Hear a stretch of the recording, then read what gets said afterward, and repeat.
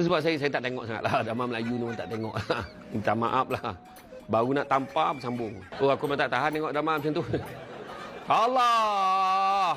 Lembab betul cerita ni lah, bersambung pula kau. Lepas tu besok perempuan kat pejabat boleh bincang tu. Kau rasa sampai tak penampar dia? Dia ulas kan. Satu lagi malam raya. Aku heran lah. Drama Melayu raya ni. Kalau tengok drama, kalau di Bali kan malam raya mesti happy. Macam mana bergaduh pun lalas datang. Ya lama. Kolam menyanyi. Pak joget sesama, pesta sesama dah balik. Ya. Kalau kita tengok filem Cina pun sama tu juga. Kongsi. Ni lepas tu cerah. Ingat Jackie Chan ni. Penutup tu dia berjoget. Happy semua. Dengan ada angpau, dengan apa. Happy sesama.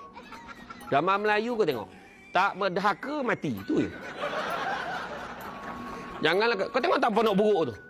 Yang dia naik apa tu. Kan. Bukan pakai enjin pun. Pakai tangan. Kau pergi corner masuk dalam sawah tu kenapa? Menangkup dia, tak mati. La ilaha illallah aku kata.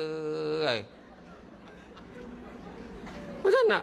Tengah kacau-kacau dodol, ngantuk, menangkup, masuk dalam dodol mati. La ilaha illallah, cubalah. Kalau ayat dia macam ni kan, Mak, besok kalau dapat makan rendang ni, tentu seronok kan. Tu nak mati tu, kau tak tengok. Tak tengok. Sakit jiwa aku. Tu sebab kalau aku tengok filem ni, aku tengok filem Tamil. Filem Tamil, dia boleh mengasah critical thinking. Sebab kau takkan boleh hagak ending dia macam mana. Ikut hukum tu mati dah. Dia tagak lagi. Jadi kau bayang lah. Tu cerita Tamil tu.